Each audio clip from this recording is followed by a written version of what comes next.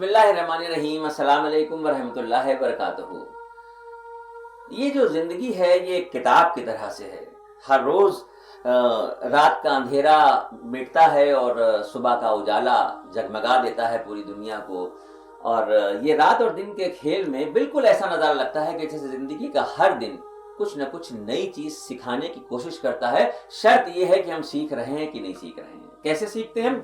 اپنے آپ کوئی بات دل میں آنا، دل سے دماغ کے کمبینیشن میں اس کے بارے میں تحقیق کرنا، اور تحقیق اگر یہ کہے کہ ہاں یہ بات ایسی ہے جو دوسروں کو بھی پتا چلے تو بتانا چاہیے وہاں تک۔ جیسے آپ دیکھیے، اگر تصور کیجئے، غور کیجئے، تو پوری دنیا میں جو جاندار چیزیں ہیں، جیسے کہ انسان ہو گئے، جانور ہو گئے، پرندے ہو گئے، مچھلیاں ہو گئیں، یہ جو بھی ہیں یہ کہیں نہ کہیں ماں باپ سے بچے پیدا ہوتے ہیں۔ مرد عورت ہے، تمام رشتے ہوتے ہیں، لیکن میاں اور بیوی کا جو رشتہ ہے اس رشتے سے بچوں کی پیدائش ہوتی ہے۔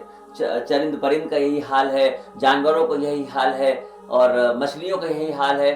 لیکن آپ جانتے ہیں اس بات کو، یہ تو کہنا مشکل ہے یقین سے کہ دنیا کتنے پہلے سے چل رہی ہے، کتنے ہزار سال، کتنے لاکھ سال کب سے چل رہی ہے، یہ کہنا مشکل ہے۔ مگر کتابیں ہماری یہ بتاتی ہیں کہ دنیا میں سب سے پہلے آدم علیہ السلام آئے، اور آدم علیہ السلام کی بیوی بن کے اما ہوا آئیں، ہے نا۔ اب یہاں پتہ یہ چلا کہ ایک طرف تو پوری دنیا میں جتنی بھی اولادیں ہیں، جو بھی ہیں، انسان یا جانور، یہ ماں باپ کی دین ہے۔ وہیں دوسری طرف اگر آپ دیکھیے تو آدم علیہ السلام کو اللہ نے پیدا کیا، کوئی ماں باپ نہیں۔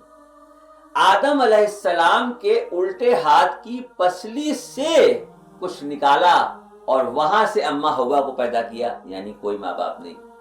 آدم علیہ السلام کو اللہ نے مٹی سے پیدا کیا، آدم علیہ السلام کی الٹے ہاتھ کی پسلی سے اما ہوا کو پیدا کیا۔ دو تو یہ ہو گئے۔ وہ کوا جس نے قابیل کو یہ بتایا تھا، دنیا کا سب سے پہلا مرڈر جو ہوا تھا وہ حابیل اور قابیل کے بیچ کی لڑائی کا تھا، تو جب مار دیا بھائی نے بھائی کو، تب یہ پریشان سامنے ہوئے کہ یہ اب اس کا کرے کیا، یہ تو بھائی کو تو مار دیا ہے۔ اس سے پہلے کوئی مرا ہی نہیں تھا، مطلب وہ شروعاتی دور تھی دنیا کی۔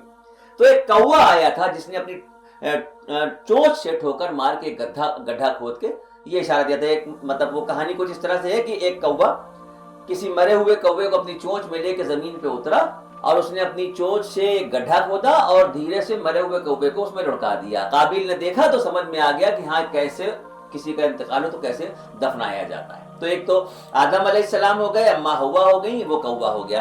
صالح علیہ السلام کی اونٹنی جو پہاڑوں کے بیچ سے نکلی تھی اسے اللہ نے پیدا کیا تھا۔ اسماعیل علیہ السلام اور ابراہیم علیہ السلام جب قربانی کا جو لمحہ تھا جو پیش کر رہے تھے، نذرانہ جو پیش کر رہے تھے ابراہیم علیہ السلام، تو وہ جو چھری چلی تھی وہ اسماعیل علیہ السلام کے اوپر چلانے کی کوشش کی تھی، لیکن اللہ کی طرف سے جو جنت سے دمبا بھیجا گیا تھا وہ دمبا بغیر ماں باپ کا تھا۔ اس کے بعد بات آتی ہے عیسیٰ علیہ السلام کی۔ عیسیٰ علیہ السلام نے مٹی کو جمع کر کے ایک ایسے ہی پرندہ بنایا تھا، اور اس کے بعد اس پہ پڑھ کے کچھ پھونکا تھا اور ہوا میں اڑا دیا تھا، تو مٹی جو ہاتھ سے بنائی گئی تھی وہ پرندہ، یعنی اس کبوتر کے، اس پرندے کے بھی ماں باپ نہیں تھے۔ تو یہ بڑی عجیب سی باتیں لگتی ہیں نا، کچھ عجیب سا لگا کہ ہاں بھائی ایسا بھی دنیا میں ممکن ہے، لیکن یہی باتیں ایسی ہیں جو اس بات کا یقین دلاتی ہیں کہ وہی ہے۔ پوچھتے ہیں نا لوگ کہ کوئی تو ہے جو، تو کوئی تو کیا، وہی ہے جو نظام ہستی چلا رہا ہے، اور وہ جیسے چاہے ویسے چلائے، جس طرح سے چاہے ویسے چلائے، سب اس کے اختیار میں ہے۔ ہم جیسا گمان اس سے رکھیں گے ویسے معاملات وہ ہمارے ساتھ کرے گا۔